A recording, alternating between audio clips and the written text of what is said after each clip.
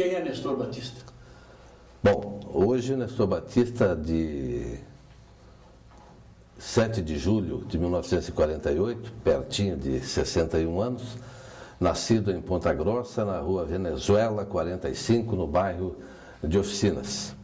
Filho de Pedro e de Mercedes Gabardo Batista e casado com dona Lubiana Pereira Batista, pai de Evandra e Nestor Paraná. E avô de Nina. Qual a diferença do Nestor radialista de Ponta Grossa, narrador de corrida de turf, pro Nestor presidente do Tribunal de Contas, homem que cuida do dinheiro público hoje? Olha, eu sou muito grato pela larga vida que me foi oferecida no rádio, quando comecei lá em Ponta Grossa com meu padrinho Osiris Nadal, que aqui está, e depois na televisão aqui em Curitiba, o ingresso com muita vontade na política a partir de 1974, quando me filiei, já estava filiado, mas coordenei a campanha de rádio e televisão do MDB e depois eleito deputado em 78, em 82 e em 86. Tudo foi muito rápido, mas eu sou muito grato pelo rádio, não é? Que foi a porta que se abriu em julho de 1965, quando, numa tarde de muito sol, eu subi as escadarias da PRJ2 Rádio Clube para ter a minha primeira participação em rádio, num gravador geloso. O Osiris mandou gravar um boletim do SESI, que vinha numa folha amarela, e, para começar, já me criticou no início. Falou, olha, a voz é boa. E eu nunca tinha ouvido a minha voz ainda. Eu tinha morado muitos anos em Bela Vista do Paraíso, nasci em Ponta Grossa, depois com 5 anos fui para Bela Vista do Paraíso, lá fiquei durante 12 anos e quando voltei para Ponta Grossa é que tive esta oportunidade de ouvir a minha voz daquele geloso. Até era meio fanho assim, né? Mas olha, o Osiris, uma voz bonita, interpretação zero, mas a voz é agradável. Mas aquilo foi uma motivação muito grande e dali para frente o rádio foi o meu caminho durante 25 anos, não é? Dividindo rádio e televisão, geralmente trabalhando nos dois ao mesmo tempo, e depois o ingresso na carreira política. Nesse tempo da Rádio PRJ2, a nossa maravilhosa Ponta Grossa, era o tempo do Barros Júnior? O Barros era o diretor-geral da rádio, não é? Era um ícone na cidade de Ponta Grossa. Portas abertas para o rádio, que o teu padrinho é testemunho ocular da história, o Osiris Nadal. Quanto tempo durou mais na PRJ2 lá de Ponta Grossa? Não, isso foi em 65, eu fiquei lá durante um ano, até dezembro, na realidade, de 66, quando vim para Curitiba e fui trabalhar na rádio Guairacá, que se localizava ali na Barão do Rio Branco, não é? Em cima do Hermes Macedo, por ali, não é, Renato? E aí, em dezembro de 66, eu vim para Curitiba para fazer o vestibular. Depois de deixar o Regente Feijó, terminei o colegial em Ponta Grossa. Conheci o Osiris na sala de aula do Regente Feijó, no ginásio ainda, não é? E depois, na Guairacá, eu fiquei em Curitiba. Mas vamos voltar um pouquinho à experiência da J2.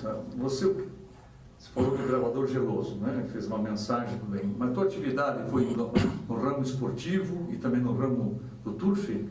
Eu fiz tudo no rádio, só não fui operador de som. E hoje até lamento que o cidadão... Mas era esporte? Olha, no rádio eu fiz tudo. Lá, quando comecei na J2, tinha o plantão era o Carneiro Neto naquela época, não é? O Osiris era narrador, comentarista, repórter, o Ney Costa, um radialista extraordinário também, era outro nome, o Barros Júnior era um comentarista. Então eu devo dizer que tive uma escola maravilhosa na cidade de Ponta Grossa, que até é uma terra de radialista, né? Porque é diferenciada mesmo. Esses nomes que eu estou dando são todos nomes de reconhecido valor, não só no Paraná. E lá eu comecei no plantão, Logo em seguida, o Osíris me deu umas oportunidades nas partidas preliminares e nos jogos da primavera, que eu fui fazer reportagens quando tínhamos, em setembro, não é? Os jogos da primavera, tradicionais, na cidade de Ponta Grossa. Aí o Osíris inventou de transmitir turf, um dia me colocou para transmitir um páreo de 4. O primeiro eu coloquei para último, o último virou primeiro, e a rádio transmitia, não é? Não só dentro do jockey, aquele alto-falante, aquela corneta, né? Mas a rádio acabava transmitindo. E eu quase fui linchado lá, com os meus 17 anos de idade, transmitindo uma corrida no hipódromo de Varanas. E no rádio eu fiz apresentação na rádio Guaracá, eu li os noticiários um tempo do correspondente Renner, quando era na rádio Guaracá. Depois virou Rádio Iguaçu e eu fui o primeiro funcionário da Rádio Iguaçu e o último a falar também naquela emissora, que era uma emissora jovem, não é? E quando ela, em 77, foi lacrada, fechou as portas, eu estava lendo um texto do extraordinário homem de rádio Euclides Cardoso. E o interessante é que naquele dia que a rádio foi fechada, eu andava em Curitiba, os estudantes, os empresários, enfim, a população me abraçava, chorava, me cumprimentava. E naquele dia encontrei um cidadão, que hoje eu não me lembro bem quem foi, mas ele falou: olha, você vai ser o deputado mais votado de Curitiba. E eu não queria ser candidato. Até porque eu trabalhava lá no Canal 4, na Rádio Iguaçu, do Paulo Pimentel, não é? E o doutor Paulo seria candidato depois a deputado federal pela Arena, o voto era vinculado, eu era do MDB, mas enfim, o rádio sempre esteve presente. E eu realmente, em 78, acabei saindo candidato a deputado estadual, numa iniciativa do Emílio Mauro, que era ligado ao MDB. Eu até não queria, o Emílio: não, você vai ser candidato. E eu fui o mais votado em Curitiba. O Paulo Pimentel foi o mais votado para deputado federal e eu fui o mais votado para deputado estadual naquele longínquo 1978. Mas tudo realmente começou por causa do rádio, não é? A minha imagem depois na televisão, o trabalho que eu sempre fiz nas emissoras de rádio.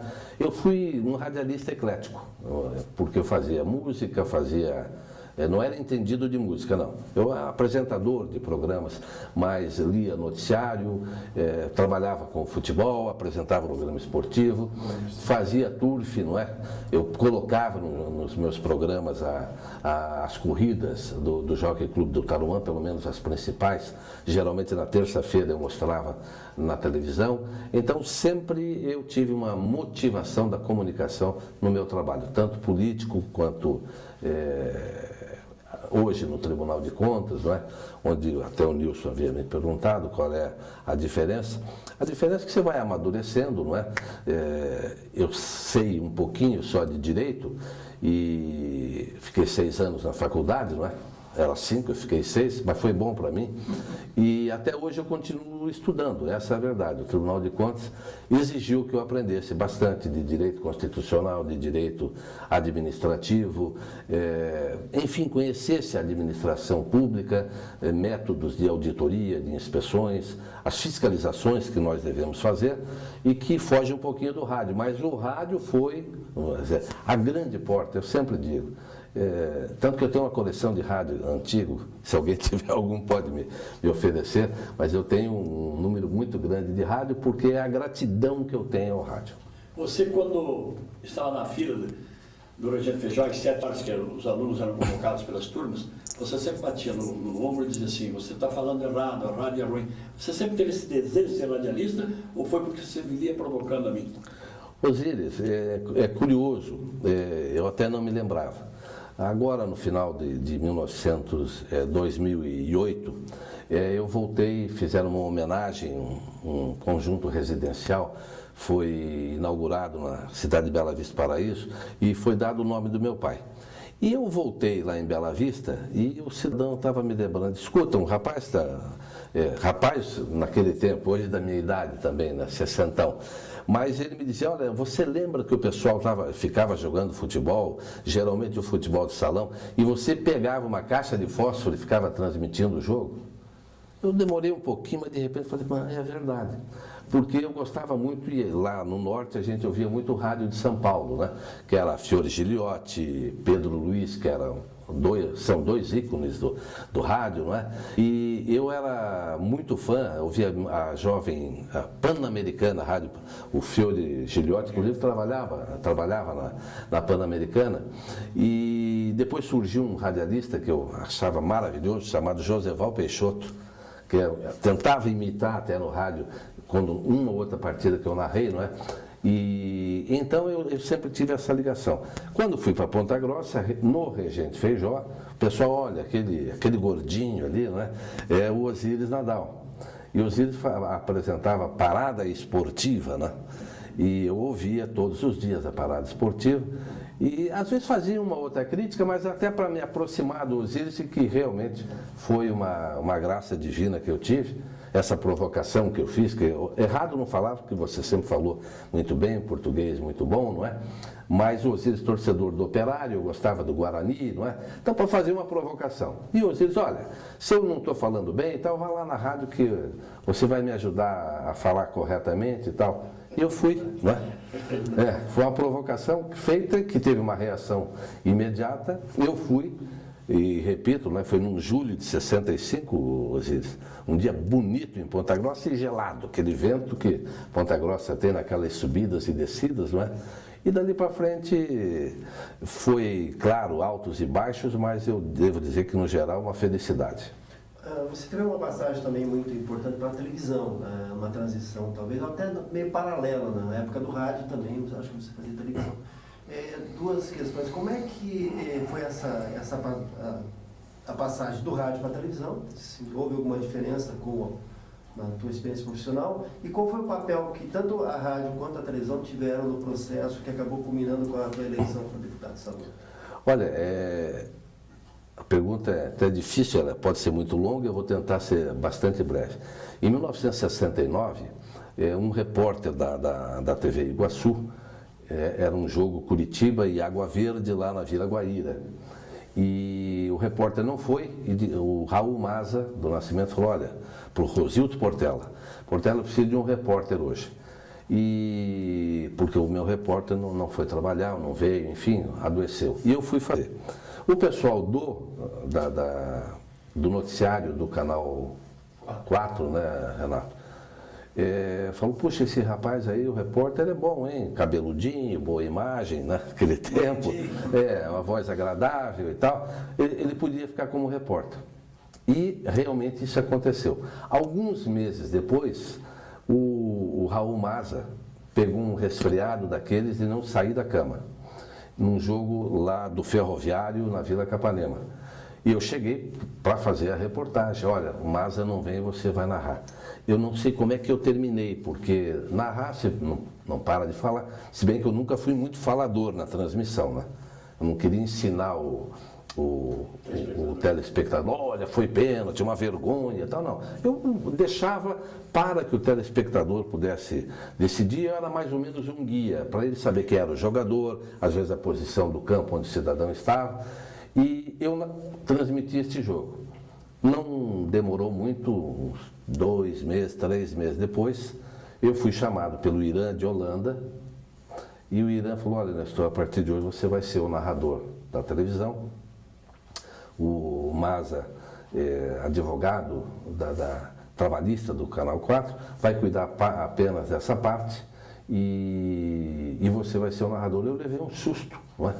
Até porque não tinha nem cacuete, né? Eu falei, tá bom, é isso aí, né? É isso aí. É isso aí, eu falei. Que era uma gíria que a gente usava muito na época, né? E o Irã virou e falou, futebol é isso aí.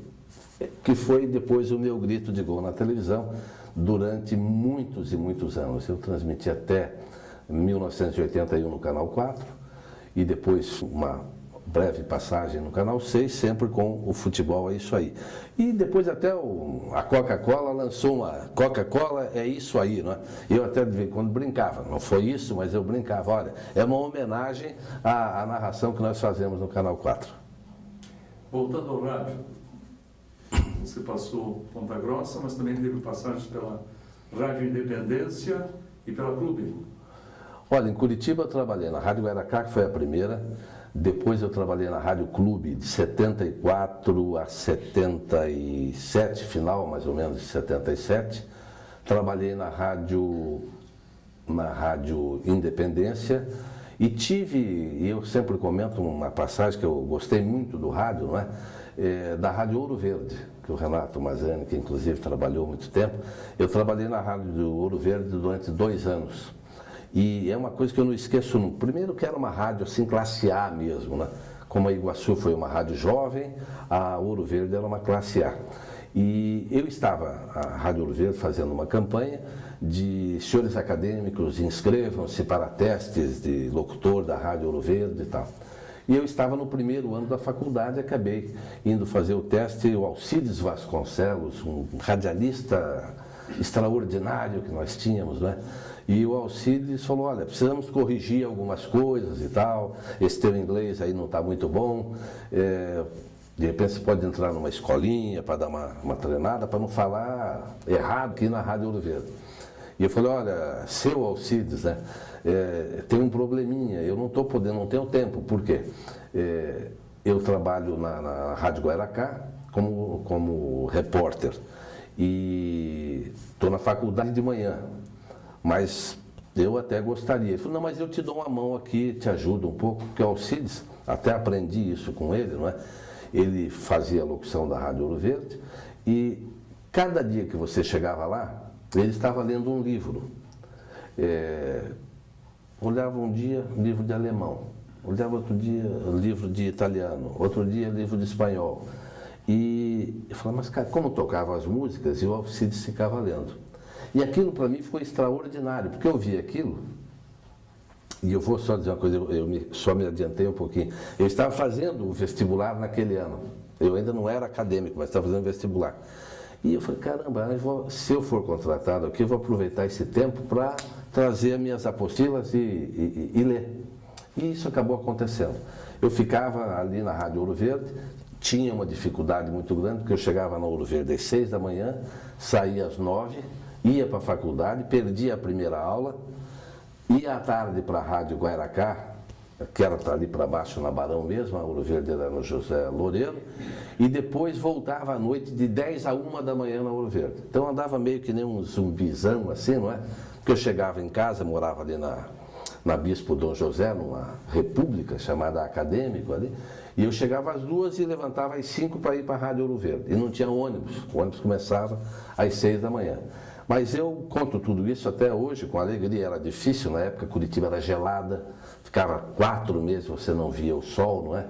Neblina, garoa, de vez um solzinho, uma chuva, era muito fria a cidade, mas eu levei umas pancadinhas assim, não é? Mas para me ensinar, e eu aprendi demasiadamente. Então eu trabalhei em todas essas rádios, Guaracá, Ouro Verde, a Iguaçu, que foi fantástica na minha vida, a B2 e a Independência. O Nestor, é costume nesses depoimentos a gente sempre lembrar de nomes, porque agora mesmo você acaba de lembrar do Alcides Vasconcelos, infelizmente, em memória, né? De um particular que ele lia em inglês, em alemão, em espanhol, etc., né? E essa lembrança de nomes da Rádio Clube, da Guaracá, da Rádio Independência, que você lembrou da PRJ2 no início, tem alguns nomes que você poderia lembrar em memória ou nativa mesmo, em alguns casos? Não, indiscutível. Alguns eu já falei, não é? Sim. O meu padrinho de rádio, Osíris Nadal, que aqui está, o Munir Khaluf, que nós fizemos um trio na televisão, no Canal 4, que eu acho muito difícil repetir no Paraná e não vi até hoje um. Eu era o narrador, o Munir Khaluf era o comentarista, o Osíris era o repórter, e aí nós entramos no mesmo que eu disse a você. O Munir tinha morado muito tempo, não é, nos Estados Unidos, e era um cidadão que estava sempre também corrigindo e fazendo a gente melhorar. Nós conversávamos muito, não é? Era impressionante. O Osíris morava em Ponta Grossa, vinha transmitir jogos, a gente saía do campo, ia jantar, não é, Osíris? Até 2, 3 da manhã, depois o Osíris ainda voltava para Ponta Grossa, mas era uma maneira da gente conversar e até estabelecer as críticas, e o Munir, como era mais velho do que a gente, não é? Um companheiro maravilhoso, que deixou muita saudade, e também fazíamos essas correções. O Euclides Cardoso, um professor, indiscutivelmente, que conhece rádio como pouca gente, e o Euclides orientava muito também. O Sérgio Luiz Piqueto, que era um noticiarista do Telenotícias Móveis Cimo, né? Transparaná, galã e tal, muito bom também.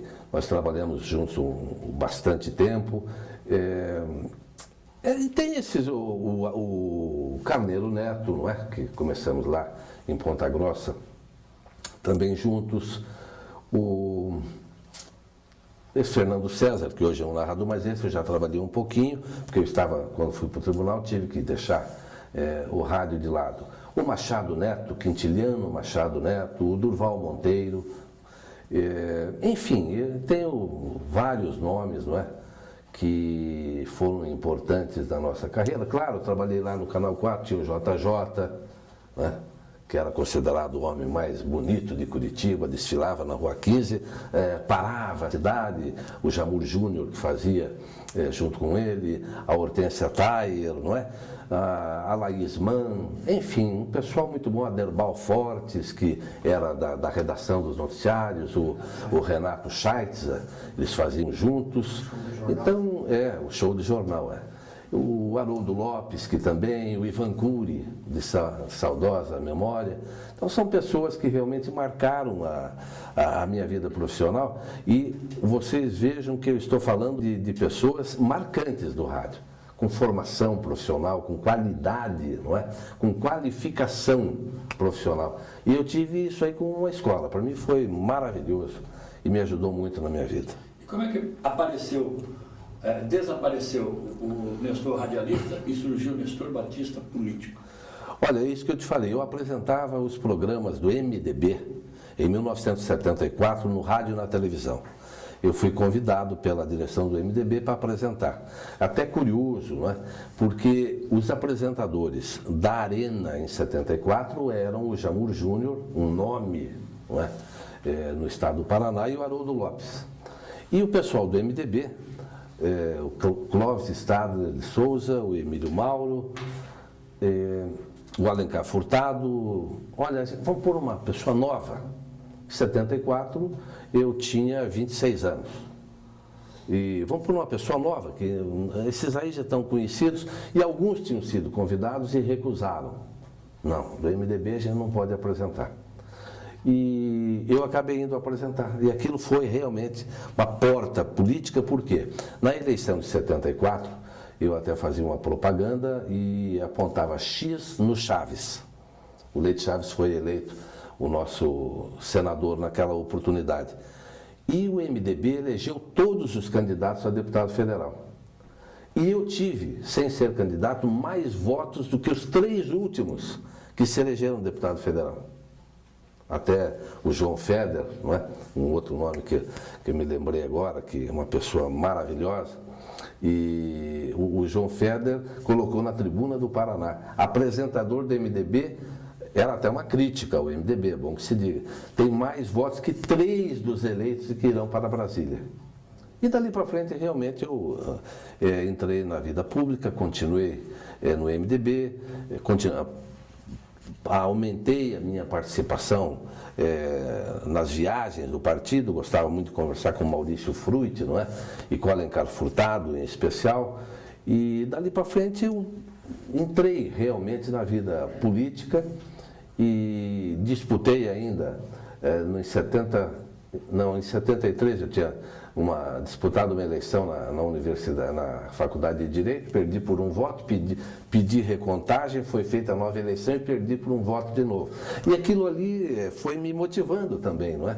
E dali para frente eu fui deputado em 78, 82, 86, e aprendi muito a conhecer as pessoas. Até hoje estou tentando aprender, não que aprendi tudo, aprender a conhecer as pessoas, e gostei também de fazer política. Você, na área política, né, nós estamos, você deve isso, claro, ao teu teu dom vocacional e, sobretudo, a comunicação do rádio e da televisão. E quando exerceu esses mandatos, houve algum momento que você teve uma oportunidade de um projeto a favor do rádio ou da televisão do seu estado, com relação à comunicação?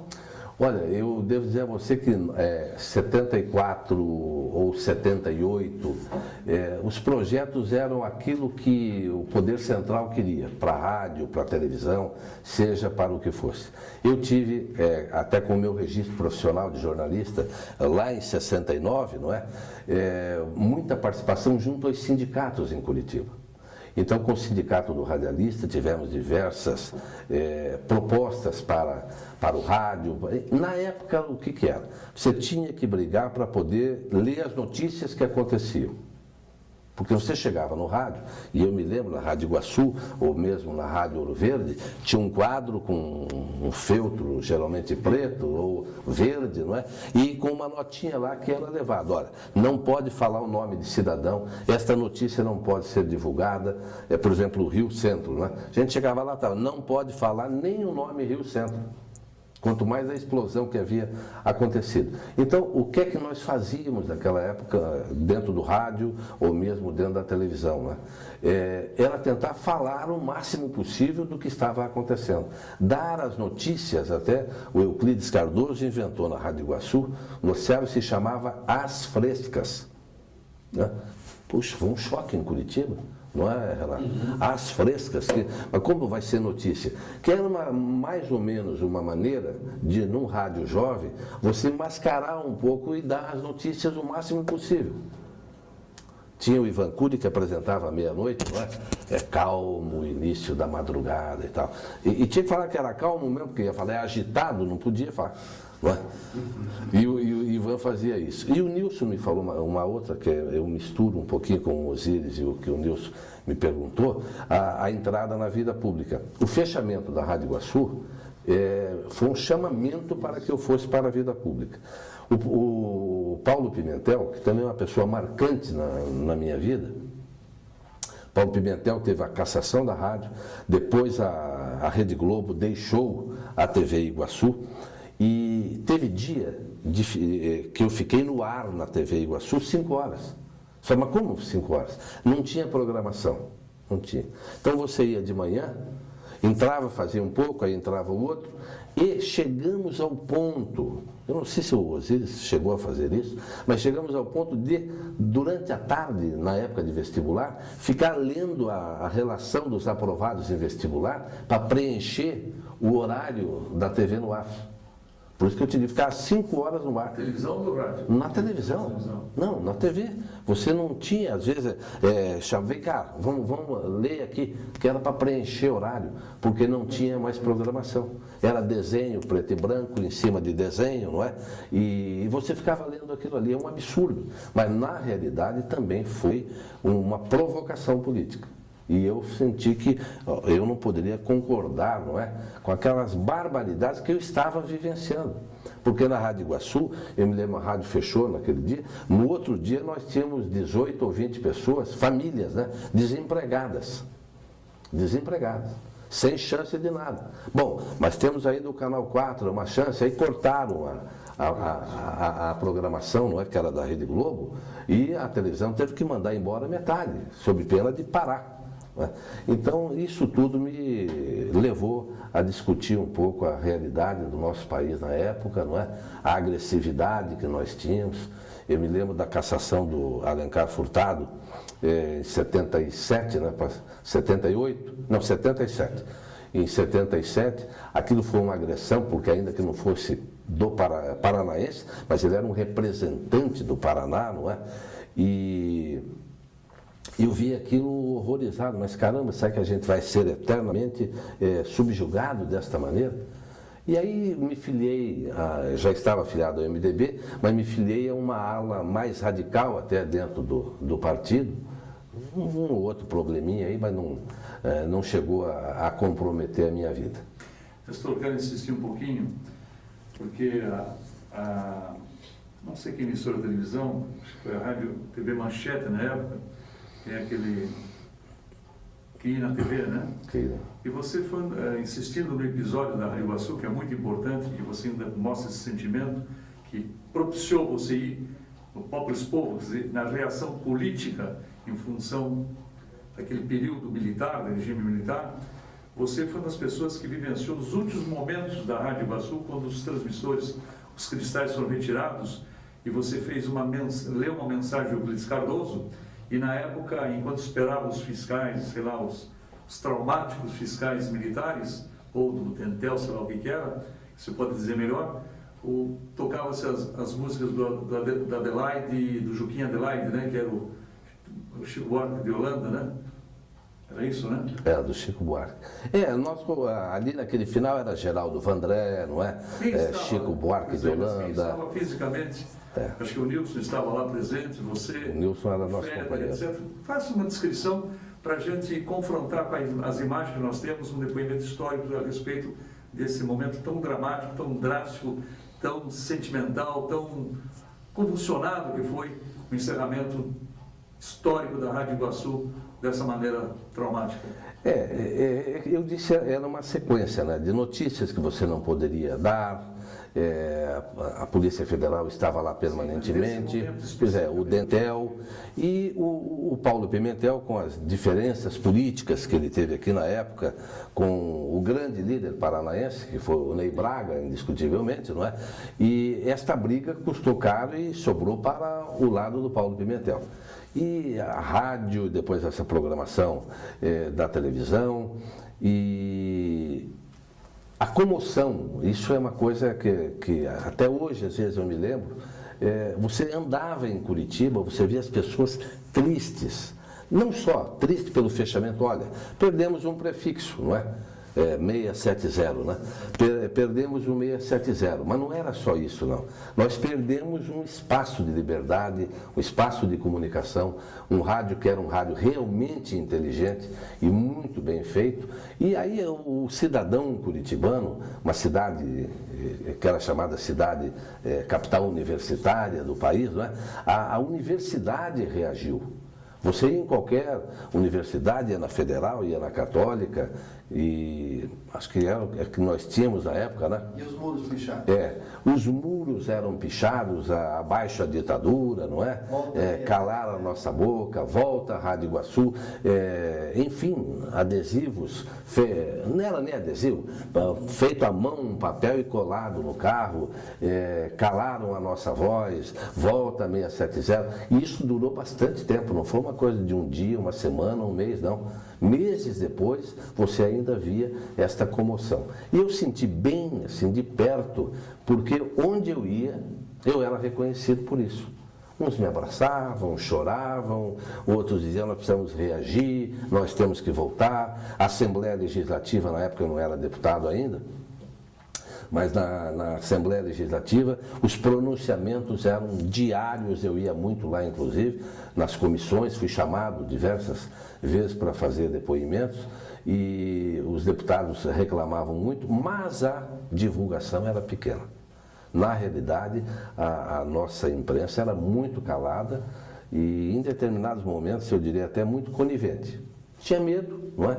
E o medo levava à conivência, então não podia reclamar. E o Paulo Pimentel ficou um homem banido aí por bastante tempo, não é? Odiado até pelos militares, porque tem uma característica, eu disse há pouco, que o Paulo Pimentel é uma pessoa muito importante na minha vida. Mas se nós observarmos, ele nunca cerceou o trabalho daqueles que não eram do partido dele. Então o Álvaro Dias está aí hoje, trabalhava com o Paulo Pimentel. O Hélio Duque era comentarista da TV Tibagi em Londrina, era do MDB radical, não é? Trabalhava com o Paulo Pimentel. O Fiore Luiz foi deputado estadual do MDB, trabalhava também com o Paulo Pimentel. Enfim, ele nunca falou, olha, você não é do meu partido, não é da Arena, está fora. Ele nunca fez isso. E isso criou um problema político para ele junto da Arena, porque eles diziam lá em Brasília, olha, o homem tem uma programação boa, tem Rede Globo e tem candidatos do MDB dentro das suas organizações. Então ele pagou um preço muito caro por isso também. Nestor, voltando à televisão, que você foi um referencial muito importante. Na tristeza da retirada da Globo, da TV Iguaçu, eu acho que para você, para o Munir, para a equipe de jornalismo da televisão, até veio o lado bom da história. Porque você nunca viajou tanto e nunca transmitiu tanto futebol como naquela época, não é verdade? É verdade, porque aí nós tínhamos que preencher. O Renato trabalhava lá nessa época, né? Já tinha saído. Tinha saído do comercial, né? Mas o que aconteceu? Nós precisávamos de espaço.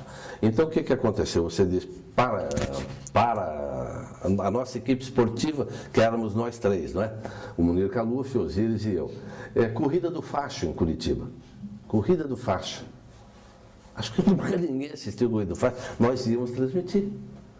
Subíamos num caminhão, Corrida do Facho, ali no Centro Cívico, tínhamos um pequeno apoio e a gente fazia assim uma descrição da cidade. Você que gosta muito de descrever detalhadamente as coisas, Ribas. Por exemplo, então aqui, na transmissão, olha, aqui é o Tribunal de Justiça do Estado, nós temos aqui 37 desembargadores, as causas judiciais vêm para cá e tal. Você ficava e a Corrida do Facho rolando lá, não é? Aqui a Assembleia Legislativa, que já esteve lá na Visconde de Guarapuava, com a Barão, não é? E hoje está localizada aqui a Assembleia Legislativa, aqui o Palácio Iguaçu do Extraordinário, o maior político da história desse Paraná, Bento Munhoz da Rocha Neto, não é? Um referencial indiscutível, né? Um político intelectual, inteligentíssimo, né? Então você ficava descrevendo, e aí disse o Osíris, olha, vai ter um jogo lá em Limeira, Internacional de Limeira e Curitiba. Vamos transmitir, por quê? Você usava ali 2h30, mais ou menos. Vai ter um jogo na extraordinária Vila Estrela do nosso Guarani, não é? Contra o Ferroviário. Na época já não era mais Ferroviário, né? Ou ainda era, talvez, ou Colorado depois. Enfim, nós viajamos o Brasil inteiro. O Brasil inteiro. Cheguei até a perder, uma vez no Mineirão, perdi o horário, cheguei lá, o Décio Macedo estava junto com o Munir e o Osíris lá embaixo. Conhece o Décio Macedo, aquele Décio Bigode? E o narrador, que era eu, não tinha chegado e a bola já estava rolando. Né? Porque acostumado com a proximidade aqui dos estádios de Curitiba, nós ficamos no hotel Del Rey lá, lembra, Osíris? E eu falei, não, daqui a pouco estou lá nesse Mineirão e tal. Quando chegamos na avenida, parada a avenida, era um jogo, era o Curitiba contra o Atlético Mineiro. Parada, a avenida, gente e tal. E eu, pelo amor de Deus, pro taxista, ele falou, mas só se de helicóptero, não tem jeito. Acabei correndo quase uns 2 quilômetros, né? E quando cheguei no Mineirão, eu tive que esperar 10 minutos para começar a poder falar e a bola já estava rolando. Mas por quê? Porque a gente viajava para todo lugar para preencher os horários de programação do Canal 4. E daí quantos programas você criou no campo esportivo e no jornalismo da TV?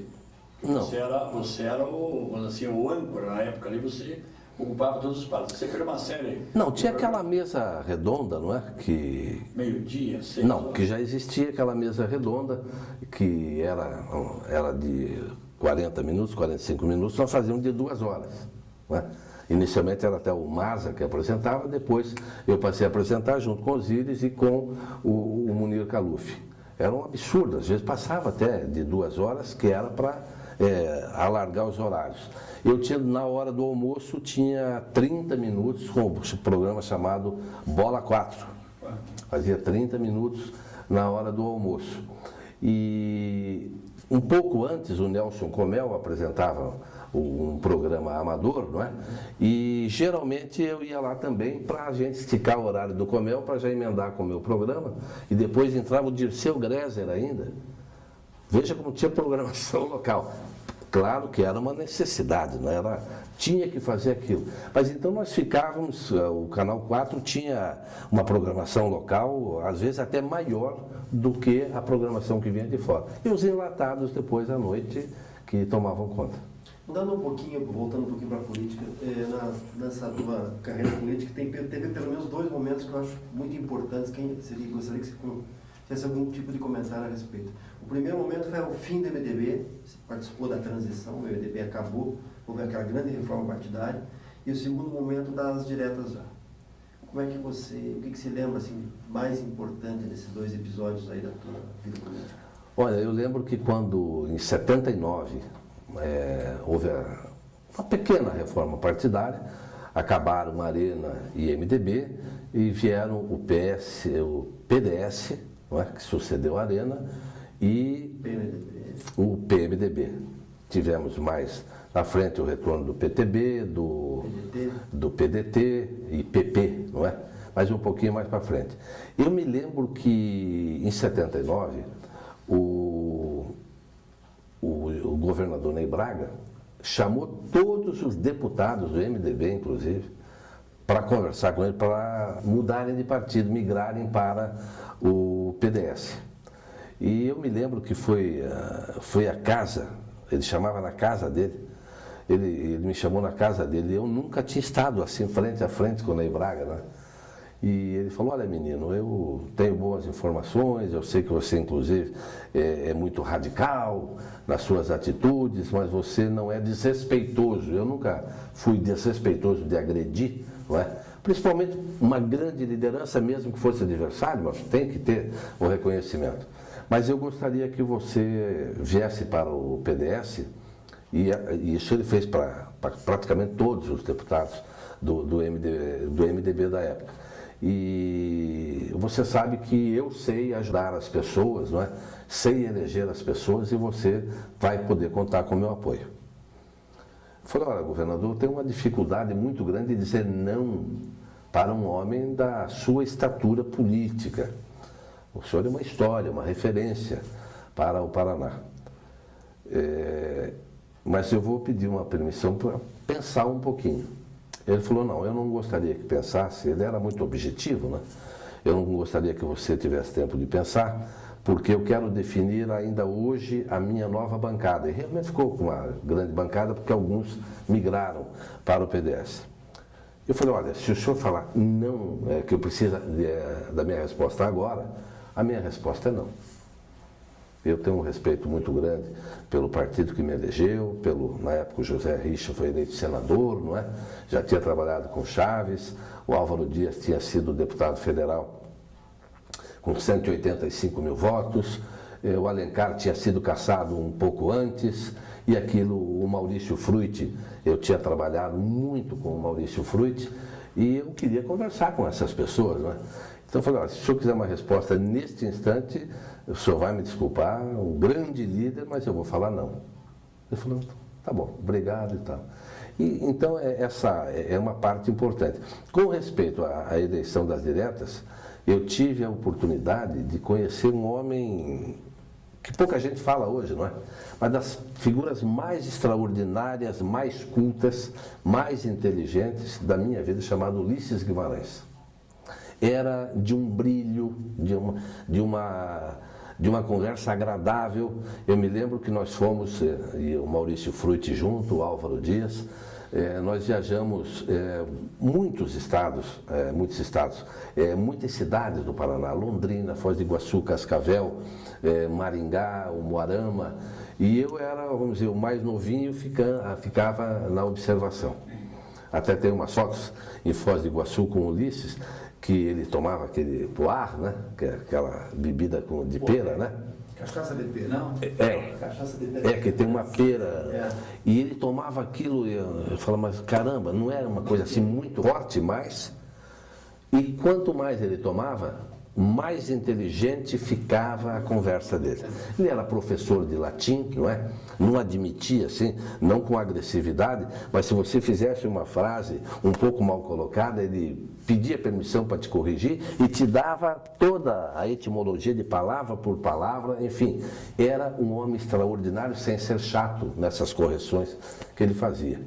E então, em 84, foi 84, não é? Das diretas já, nós tivemos essa oportunidade de conhecer muita gente, não é?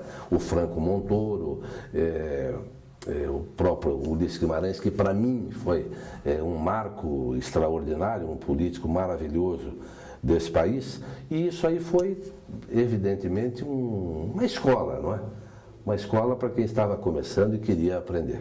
Se o Ulisses foi esse ídolo para você, conta a história, como é que começou a sua amizade, o seu relacionamento, hoje bem profundo, com um cara chamado Edson Arantes do Nascimento, Pelé para o mundo, Dico para a família. Olha, o Pelé, Osíris, você é o grande culpado. Porque o Osíris, como repórter, sempre foi muito entrão, não é? E, senão não seria um grande repórter e um grande radialista, um dos maiores. Acho que de Copa do Mundo você é o número 1 aqui do Paraná, não é, Osíris? É, com certeza. E quando eu estava em Ponta Grossa ainda, o Osíris até me convidou e eu não pude ir. Mas o Osíris foi para fazer uma entrevista com o Pelé em Santos.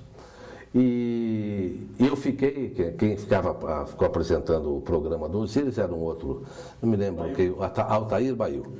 E o Osíris falou, olha, Nestor, dá uma ajudazinha pro Bail aí e tal, porque o Bail era mais sério, assim, pontagrossense, né, aquela coisa mais quadrada de rádio, e o Osíris um programa mais debochado, punha a música do Wilson Simonal, que eu me lembro sempre das musiquinhas que você colocava. Hoje, o rádio moderno está colocando de novo. Às vezes eu vejo aí rádio de São Paulo daqui, para colocar até uma sátira com algum jogador, põe algum tipo de música. O Osíris fazia isso lá em 65 na PRJ2. E o Osíris foi para Santos e desapareceu o Osíris. Para encurtar, o Osíris ficou 11 dias lá em Santos. E voltou, não existia mais o Pelé, existia o Dico. Porque o Pelé em casa, não é? Sempre foi chamado por Dico. E aí esse aqui não, porque eu digo e tal. E numa dessas viagens, numa dessas transmissões, até num jogo aqui em Curitiba, que o Santos ganhou do Curitiba, eu estou tentando recuperar essa fita, viu, Mazani? O Pelé fez o gol, o Curitiba ficou o Santos ficou hospedado no Hotel Guaíra, ali na Praça Rui Barbosa, né? E nós fomos lá, e Dico para lá, Dico para cá, eu me entrosei com o tal do Dico, que seria o Pelé. Bom, o tempo passou, e esse Pelé é uma coisa genial, não é? E passou eu no Tribunal de Contas, falo, puxa, um sonho meu era trazer o Pelé aqui no Tribunal de Contas. Alguém até me perguntou, uma jornalista não muito inteligente, mas ela me perguntou, o que tem a ver o Pelé com o Tribunal de Contas, né? E eu respondi, olha, eu vou te responder assim, o que tem a ver o Pelé com guerras na África, por exemplo? O que tem a ver o Pelé com reis da Espanha, da Suécia, da Inglaterra? O que tem a ver com presidentes da República que chamaram? É um homem do mundo, não é? E eu gostaria de trazê-lo. E muito mais porque ele é hoje o grande arrecadador para o Instituto Pelé do Hospital Pequeno Príncipe. E o Pelé veio, não é? O Osíris não estava, que estava viajando, estava fora do país, aquela oportunidade. E dali para frente, o Pequeno Príncipe teve uma arrancada extraordinária. Tudo por quê? O Dico lá de 65, o Pelé de agora e aquele cidadão que não tem nada a ver com o Tribunal de Contas. Mas a vinda dele deu uma alavancada na vida do Hospital Pequeno Príncipe, que só a diretoria mesmo pode avaliar e a população que é atendida, já que passam por aquele hospital, não é? 240 mil crianças por ano. 240 mil. Só quem conhece o programa que é feito, não é? E a parte de pesquisa tem sido toda alavancada por o extraordinário Rei Pelé. O eclético Nestor Batista.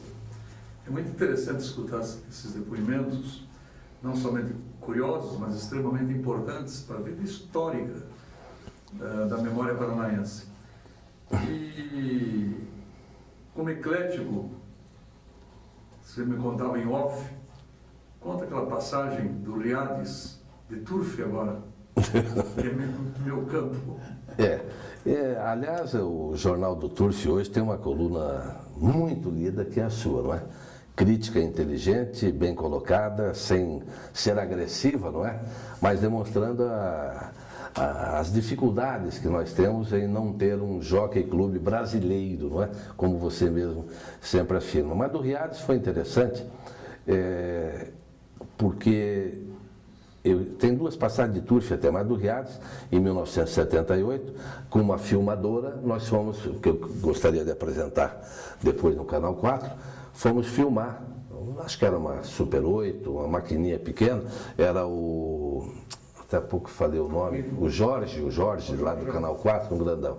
Então o Jorge ia fazer a filmagem, né, uma maquininha só, E o Riades, é bom que se diga, não é? Para quem não acompanha a Turf, um dos melhores cavalos que o Paraná teve na sua história. E o Jorge filmava e eu falei, vou narrar como um páreo com 14 ou 15 cavalos, eu não me lembro bem. Se com 4 eu tinha dado uma mancada em Ponta Grossa, aqui, como é que eu ia fazer? Então eu convidei o Ivo Chiarello, falei, Ivo, eu vou fazer a abertura, faço o meio e o final, e você vai transmitir. Então, os cavalos alinhados, eu mesmo, todos alinhados, pela baliza 1 parte Gavroche, pela 2 Nirdal, pela 3 Nerval e Riades pela 5 e tal. Foi dada a partida e tal, blá, blá. E o Ivo, ao meu lado, já estava transmitindo. Porque ele era narrador e bom. E eu passei o microfone para ele, ele narrou. Na curva eu dizia, o favorito da prova é o número tal, a dupla tal, e pagando tanto, e papapá, e ele narrando ali, eu passava para ele de novo. Cruza um disco, o Riades, ganhou de ponta a ponta, não é? Cavalo extraordinário. E coloquei na televisão, na noite, em 78, já no Canal 4, na nossa mesa redonda. E todo mundo achou que eu que tinha narrado o páreo. E depois, mas como, Nestor? Não sabia que você narrava Turf também e tal? Falei, não, eu vou fazer justiça, não é? O narrador foi o Ivo Chiarello, que na realidade narrava muito bem, naquele longínquo ano em que ganhou o cavalo Riades. E uma outra de Turf, eu estava transmitindo o jogo, Curitiba e Santa Cruz, o Curitiba perdeu por 1-0. O extraordinário goleiro Jairo falhou naquele dia e o Curitiba perdeu. Mas no intervalo do jogo tinha o Grande Prêmio Paraná. E eu fiquei maluco, falei, não vou poder deixar, não tenho que ver o Grande Prêmio. E no intervalo, 10 minutos eram 15 naquela época, não é? Eu peguei o carro e fui para o Tarumã. E falei para o Osíris e para o Munir Caluffi, olha, dá uma seguradinha aí, mas eu já volto, o páreo vai correr. Bom, cheguei lá, desci correndo e tal, os animais já estavam para correr mesmo e eu assisti o Grande Prêmio Paraná. Quando vim correndo, desesperado para voltar, o carro estava com o outro na frente, estava trancado.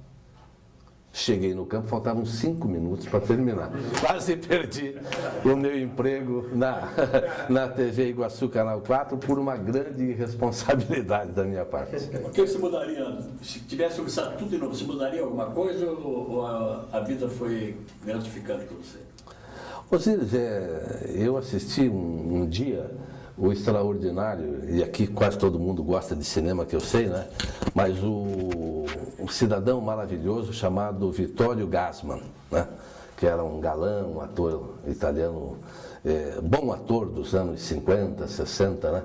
E a pergunta foi feita por Vittorio Gassman, o que ele faria se ele começasse tudo de novo? Ele falou, olha, eu diria o seguinte, nós devíamos ter 2 vidas, uma para ensaiar, não é? Que essa é a primeira, e a outra para representar. Então, como não tem a outra para representar, não é? Eu devo dizer que o ensaio tem sido muito bom, tem sido muito proveitoso, e eu me sinto alegre com a minha vida. Uma vida que me deu muitas oportunidades, continua me dando, não é? Muitas alegrias, obstáculos aos montes, mas como dizia a pessoa, não é? Pedras no caminho, junto-as todas. Posso construir um castelo. Não vou construir o castelo, mas tenho trabalhado para fazer da vida o melhor e desfrutar da vida da melhor maneira possível também. Estou em tempos de Twitter, de internet, o que é melhor, rádio ou a televisão? Ainda vale o rádio, ainda vale a televisão? Eu acho que os dois são importantíssimos. Eu adoro o rádio. O rádio é muito instantâneo, não é?